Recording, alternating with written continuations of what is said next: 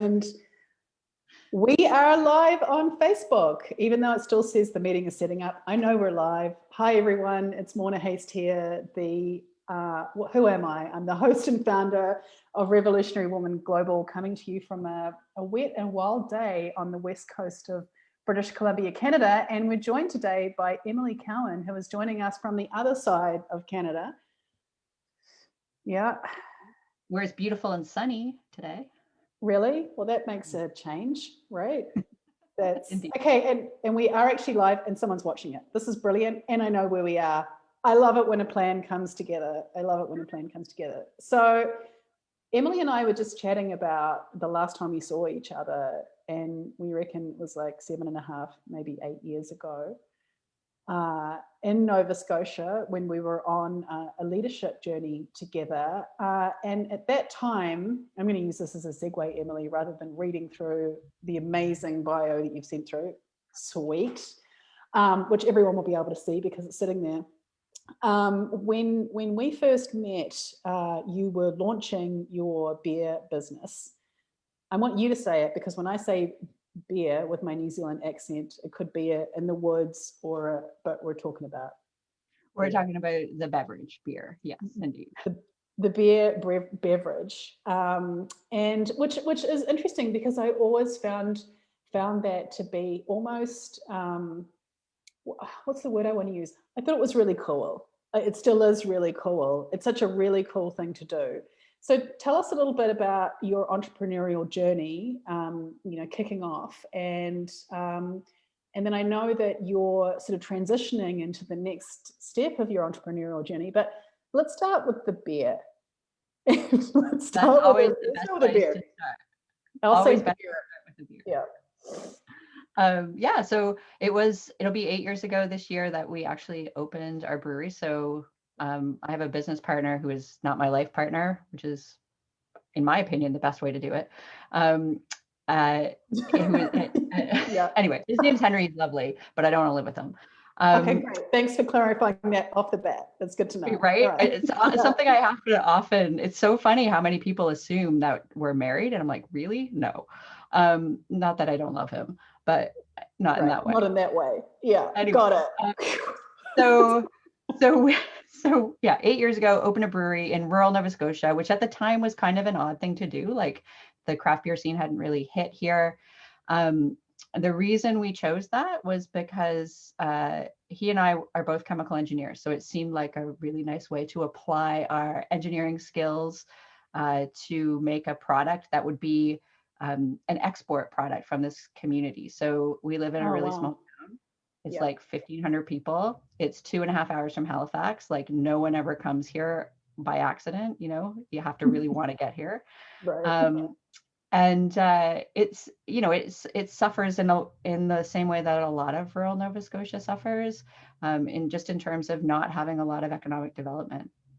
And the reason I became an entrepreneur in the first place is not because I grew up wanting to own my own business, or I actually never aspired to do this, and I never aspired to make beer either. But living in this town I had lived in this town for probably 5 or 6 years when we first started thinking about this. And I was working for the municipal government, which is kind of why we were on that leadership journey together, as I was doing a lot of community development work at the time. And when I would have community meetings, people would always say we needed to have entrepreneurs. And I was like, okay, how do we get those? Like, where do I find them? I'll go look some up. Where are they? Yeah. I'll have a job fair for entrepreneurs. I don't know. So it was like, how do we figure out how to get that kind of person to choose this as a place to live? One day I flipped that and I was like, wait a minute, what if the people who chose this as a place to live decided to become entrepreneurs? And maybe that's something that we should be pursuing. At which point I looked in the mirror and went, oh, okay. You're someone. Yeah. So anyway, so that's how I became an entrepreneur. And that has been a whole, like I would call entrepreneurship is, a journey of self-discovery in a lot of ways. So totally. And I can see some folks joining us and watching. So if you're here, just let us know that you're tuning in and where you're tuning in from, because it always feels good to know that we're talking with humans. Yeah, rather than just Facebook. Yeah, I mean, I ditto everything you've said. For me, I've been on this personal entrepreneurial journey for getting up to 20 years now. When my first daughter was born here, actually in Canada, in Toronto, before we went back to New Zealand, I sort of thought, I can't really see myself working for anyone again. And I wouldn't have called myself an entrepreneur at the time. I thought, I just want to have a business. But I've since learned that entrepreneurship and kind of owning a business are two different things. And entrepreneurship, definitely, I know we're sort of segueing into this, but for me, has been the biggest personal development journey that I've been on. It kind of forces us to come up against our edges and kind of expand. And it's a trip, man. Yeah, it's a trip. It's a trip. So what was that? Take me through the thought process here of realizing, okay, I could be an entrepreneur. We need this kind of thinking in the area that I'm in. How did you get from that to beer? Oh, that happened pretty quickly, and I find, there are many ways that people come to what it is their business is going to be. For us, it wasn't like, we've always dreamed of making beer. It was more, what skills do we have? Where are we? What business fits all of those things? And it wasn't necessarily the first thing we thought of, Okay. but it was the first thing we thought of that made sense. That was like, Okay. oh, wait, there's a market for that. At the time, well, I mean, the experience was really, I wonder if beer would work. And once I started exploring that, things start to fall into place. The universe leaves your breadcrumbs and you follow them and you see That's where right. they lead. And, Yeah. it sort of got momentum really quickly once we had formulated that idea. Wow. Just welcoming Hanya, who's tuning in from Gatineau, near Ottawa, and Suzanne, who's tuning in from Georgia. Yeah, and what was there a specific moment when you remember thinking, okay, we're actually going to do this? I'm going to go for it, or did it just? There was, yeah. Yeah, for sure. Yeah, I mean, there is a specific moment where you kind of make that choice and that sort of heart commitment, and then there's also a specific moment, for us when we're like building something that requires quite a large capital investment and like raising money and signing big papers at the bank and all of these things. Like, so there's like a very practical moment when you realize that there isn't any turning back. But before that, I would say there's a heart moment where you're like, oh yeah, I'm doing this. And it's the before and after, it's a very distinct shift, I think, in how you see yourself and how you see your life. Yeah. I would agree with that. And I think I've experienced kind of moments of that over and over. Yeah. And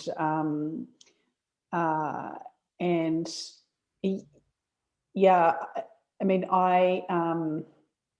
it's so interesting that kind of entrepreneurial side of me really never switches off. I see opportunities and possibilities, everywhere that I am. And I've been really privileged to, especially coming to North America again. So we came back to North America in 2016 and then ended up here in Canada in 2017, which is when I kind of took my business online, my training and coaching business, and was experimenting with the kind of online world of entrepreneurship, and especially women building their businesses. And it's just a familiar story over and over again about what happens, what occurs for us. And I'm curious about that in you. Like, what are some of the big shifts that you've seen in yourself? How do you show up differently today than the Emily who I met those years back in the forest in Nova Scotia? I know that's a big question, but what are some of the signposts of this transformational journey that you've been on that you would point back to? I think, I mean, there are a number, and I think, different things change as different things happen to you in your business, and you're facing different challenges for sure. I would say the biggest one for me is this again is a progression, but it's kind of understanding that like I am the one in charge, like, so Yeah. I am ultimately going to make this decision. I am not making a recommendation. I'm not consulting anyone. I mean, I can, but I don't have to. And it's sort of, it's not like a power trip, but it's like a responsibility. And it's a responsibility that goes beyond just, me and providing for my family and so on. It's a responsibility that extends out to the people who work for us and their families and so on and so on. Right. So it's kind of understanding and accepting that responsibility, and then being confident in, in your ability. Like, I think that's the biggest thing I've gained, is just a different kind of confidence in, what I can do, and my ability to work with other people to find a way to solve whatever problem it is that we're going to solve today. Yeah, I love that. And Hanya's just asked a question, which I'll come to in a moment, Hanya. Yeah, what was coming up for me as you spoke, I don't know if you remember this language way back from earlier in our time together, this idea of unconditional confidence is, yeah, I can also attest to that feeling of, I think the moment when, or the times when I just come from this fundamental attitude that things are figure outable. I really relate to that, the responsibility piece. It's a piece that I'm going through at the moment as my team expands, as my work expands, and as I accept, actually, as I really truly accept where my work is evolving to, and the level of commitment that it takes for it to be in that place. And I notice for myself, alongside fairly kind of rigorous practices that I have that keep me in the kind of condition that I need to be in for this kind of complex work. There's still like moment to moment choices about how we view almost everything that we're looking at, right? And Hani's asked a question after that moment, which would have been the moment that you said you were going to go for it. Can you describe the challenges? And I think you started to do that. And more importantly, the fears. How has that played in or not played into this confidence? Well, so that brings up something that has been a really important shift for me, I would say, in the last 2 or 3 years, which is like the biggest fears that I have, because like we make a physical product, we put beer in bottles and send it out to people. And for the first few years, I feel like my sense of self was in every single bottle of beer, so if somebody didn't like the beer, they didn't like me, and there was this ridiculous rejection. Yeah. Well, let's not say ridiculous. I mean, when you're putting your heart into something, yeah, I mean, I get it. It's ridiculous, but I get it because I do it myself. So anyway, but that's been probably one of the biggest journeys for me, is that like, not everyone is going to like all the beer. Fair enough. Right. And I don't have to take that personally. That is not about me. It's about their preferences. Yeah. Yeah. And that to me is also the difference between being attached to your business and having your business be like attached to your own self-worth, and being committed to your business and to the purpose behind your business, and doing whatever you can, to support that business and that purpose. But if that business fails, you are not worthless. And that is we've had some hard years, and that's really, the first 3 or 4 years of the business were super successful, and we grew really fast, and that was wonderful for my ego. Like, I thought I was, the best entrepreneur ever. But you can't be an entrepreneur without failing. Like, you're gonna fail at some point. You are gonna crash and burn. And that is the biggest separation for me, is like, I am not my business. My business does not define me as a human, but I can still use my business as, as a vehicle for the work I want to do in the world. Yeah, I love that, and it's really challenging. For me, working with, I try to find a name for this that makes sense. I want to say purpose driven, but we're all purpose driven in some way. However, for women who are, if I think about my own journey of, it's my thought leadership I'm putting out. It is actually me I'm putting out there in many respects, and And yeah, not everyone is going to like that, and that's a good thing. I think one of the things for me has been around the only people that I really need to be concerned about are those that I'm magnetizing to my work, the people that it's for. Because your beer is not for the people who don't like it. I'm assuming you don't want to sit them sitting around like drinking beer they don't like, right? Yeah.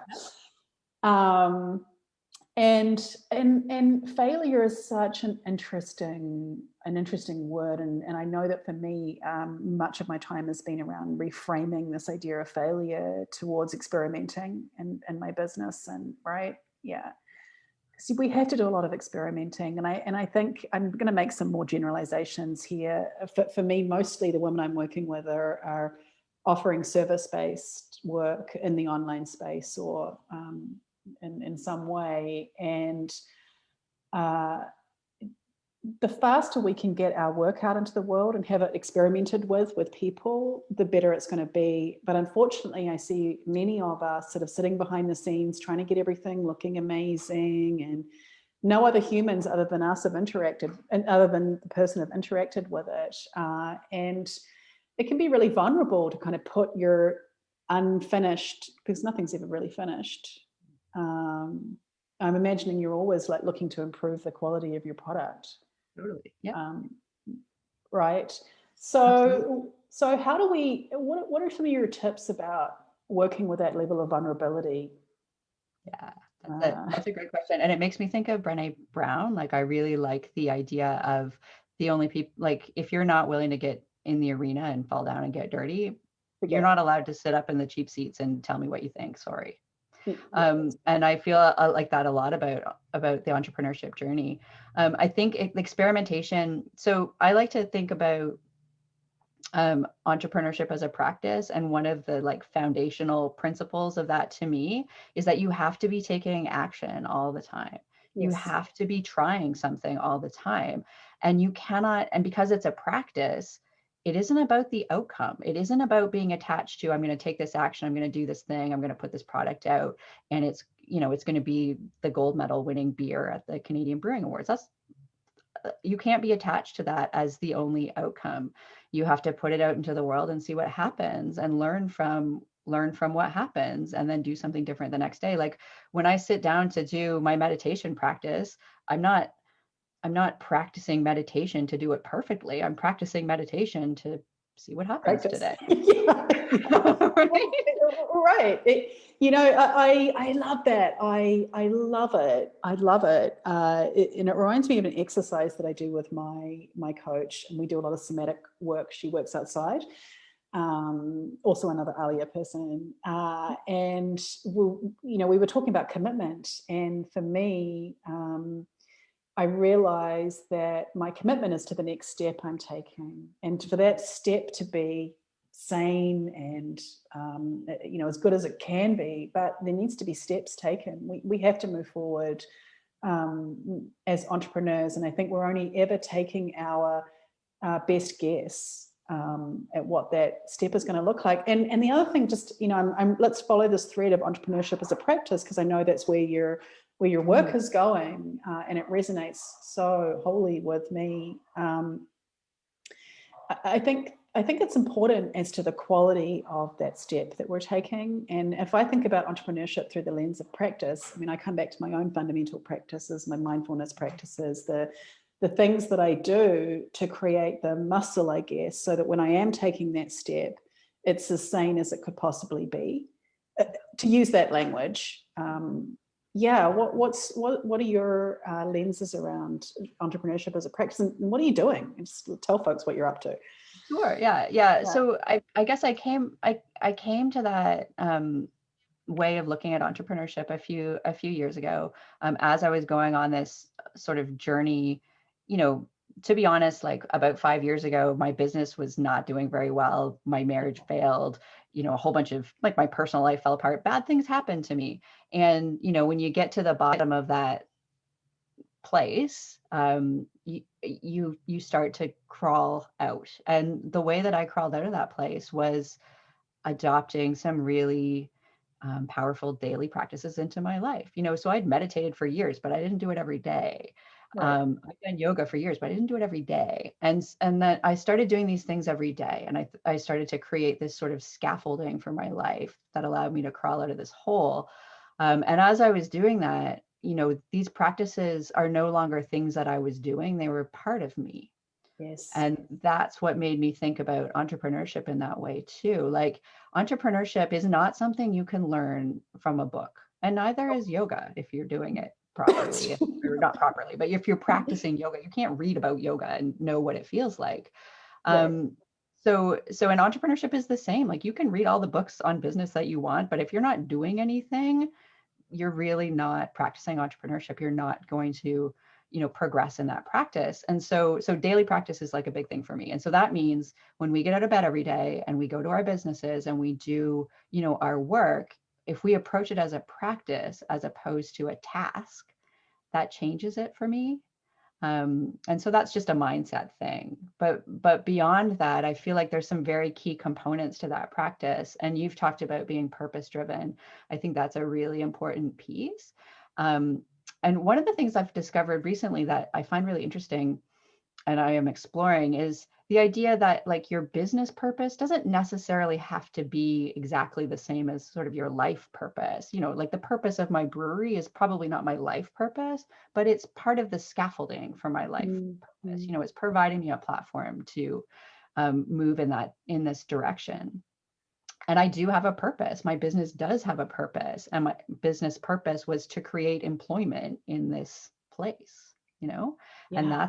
that's a valid, beautiful purpose, and something that we've been able to do. And that's the thing I'm most proud of. And that's the thing, when I go to do my work every day at the brewery, the most rewarding thing I do is, interact with the people that I work with. Like, that is the thing for me that makes it worthwhile. So alignment with a purpose is really important.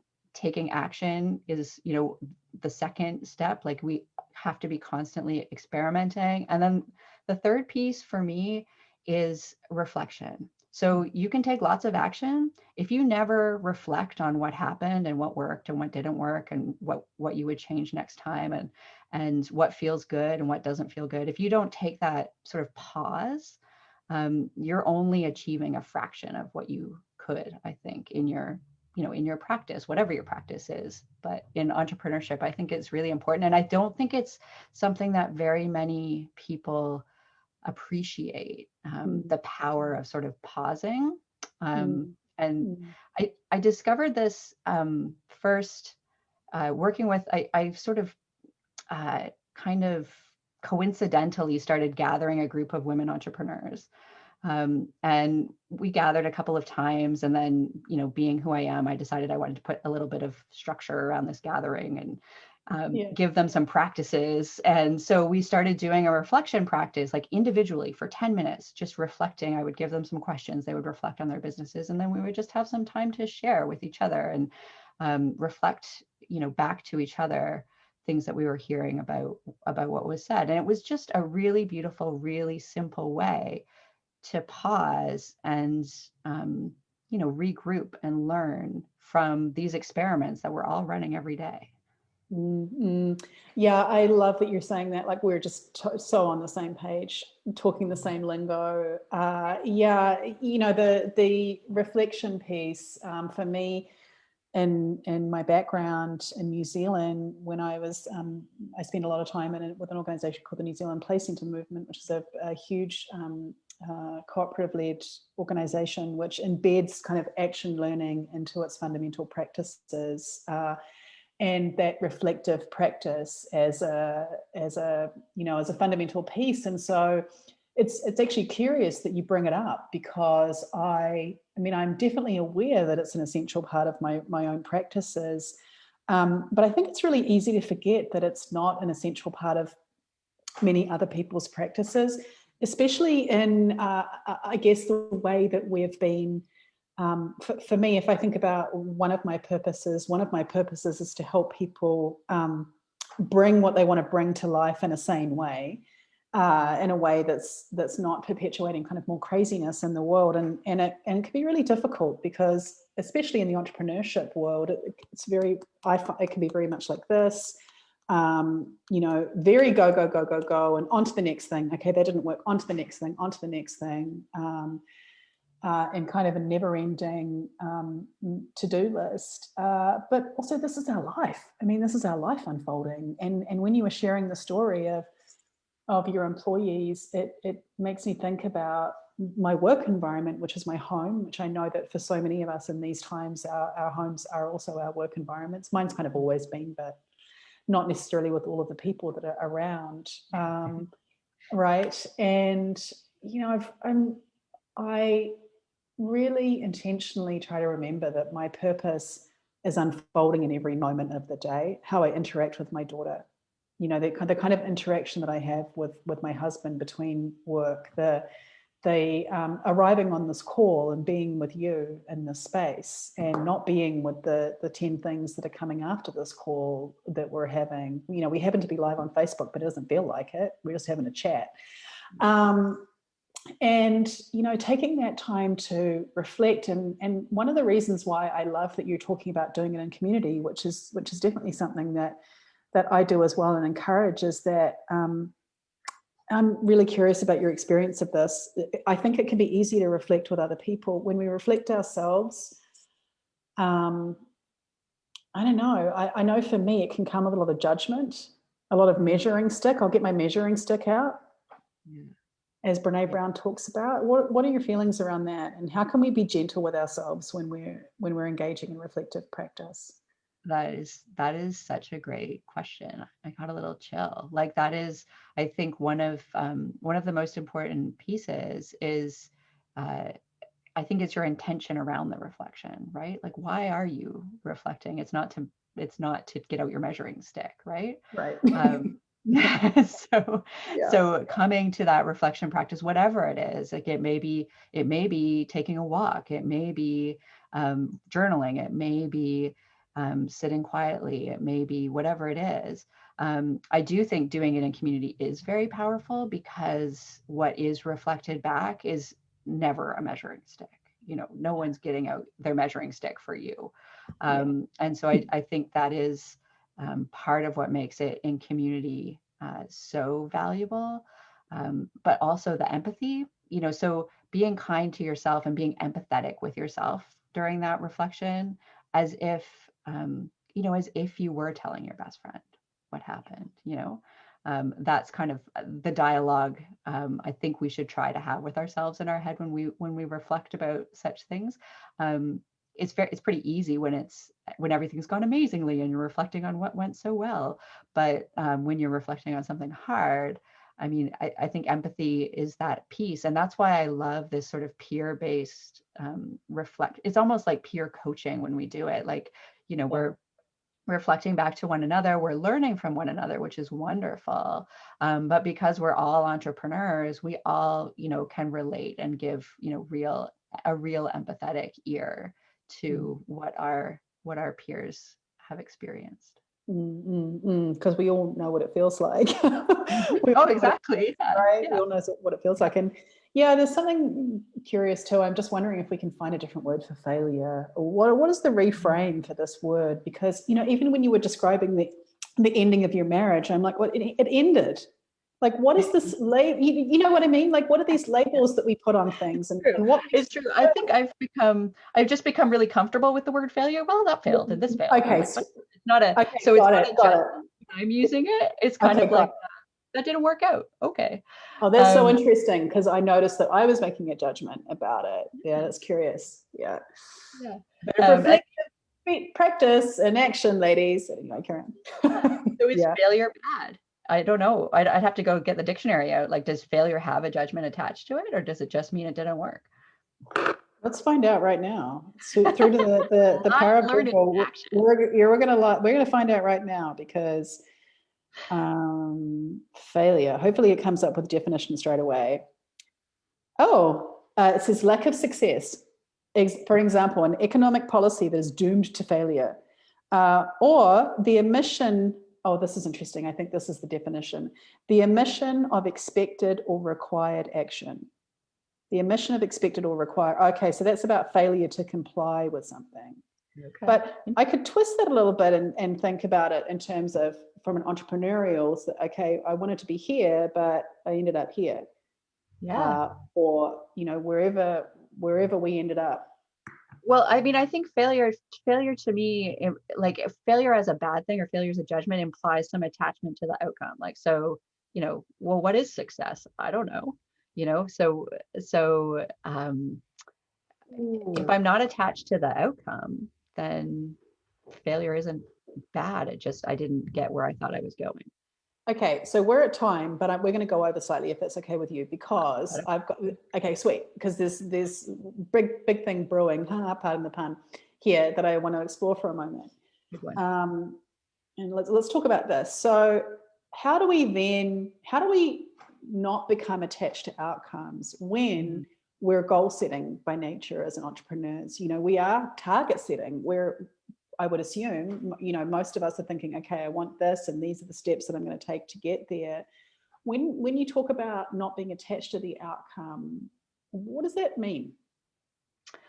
I think to me, it means returning to purpose. So, you know, oftentimes we talk about, and especially in business, oh, it's awful. You know, like I want to grow my profit to 6%. And I want, like, we're very precise about these outcomes. And I think it just comes back to purpose and intention as opposed to being precise about the outcome. So, and asking why, you know, so why that outcome? And probably asking why more than once, and why and why and why, to uncover what it is that you really want. And sometimes, you know, sometimes it's actually a feeling, or sometimes Yes, it's a state of being, bingo. right? Yeah. It is not the physical outcome or the profit number or, you know, the salary or whatever. And I think we've all learned that this year in particular. You know, when we're attached to a certain way that we expect things to happen, or we expect outcomes to happen, and that's all ripped away from us, you start to uncover, well, what was I really after? Yeah, I love that. And some of the work I do, I call those boundaries of conscious intention. Like, what are you focusing on? What are you focusing on in the moment? And for me, when I think about my purpose through that lens, often for me, I do express it in terms of how I want to feel, which gives so much more freedom, because especially when we don't have our feelings attached to a particular outcome, you know, like I can feel great regardless, you know, or there's an opportunity to feel good, which is so interesting, because it then, I think, just has such a profound effect on everything I do as well, if we're leading with feelings first rather than the measuring stick and the outcome. And I'll feel good if I get this particular outcome, and I'll feel like shit if I get this particular outcome. And that right there, I think, is why we need more women entrepreneurs in this world, because I feel like we have the capacity to lead from that place, which means, you know, when we are taking action, making decisions, running our businesses, um, if we are doing it from that place of feeling and intention and purpose, we are behaving differently. We are connecting differently with the people we're serving, the people who work with us, and the economy and the community we work in. And that changes everything, and not in a way that requires a measuring stick. Right, because the process becomes the product, right? Like the Exactly. Yes. Okay, right, bingo. Right, we're gonna mic drop the end of our conversation there. Tell folks how they can find you, Emily, and what you're up to. Okay, two ways. So I have an online community of women entrepreneurs that literally just became open to the world. It used to be private. It's now open. It's called Leap Network, and you can go to leapnetwork.life and find out more. And also, I have a coaching practice for entrepreneurs that I am just in the process of launching. So if you go to my website, it's kind of drafty, but it is emilycowin.com. I love it. I'm all for drafty first websites or anything. And I'll actually also say this too, that I think that we all, as women in particular, we either have an energetic resonance for someone or we don't, you know, and it's about this kind of connection. So, oh, that's really exciting. I can think about some women that I'm going to send your way. It's such an awesome, so awesome to connect, and just so everyone knows, like Emily and I saw each other in person, like, I don't know, like we were saying at the beginning, 8 years ago. It's really weird and beautiful to be having kind of, for me, which is like a not a full circle moment, but weird to think that at that time, I've got my graduation certificate from that program in the middle there behind us. But yeah, you know, we just never know where life will take us and how people weave in and out of our worlds and teach us over time. So thank you so much for sharing your unbelievable wisdom with our community today. And I can't wait to follow your work. And I'm gonna be inviting you to come and speak to my dojo as well, because I think they need to hear what you said. I know. I'm just forgetting actually that we're still live. I'm now just chatting with Emily. So we're going to end the interview, and we're going to end the interview. Thanks so much, everyone, for tuning in, and I will see you next week. Emily, is there any parting words that you want to leave people with? I know. Just thank you so much for having me. It was such a pleasure. You are so welcome. And I'm just going to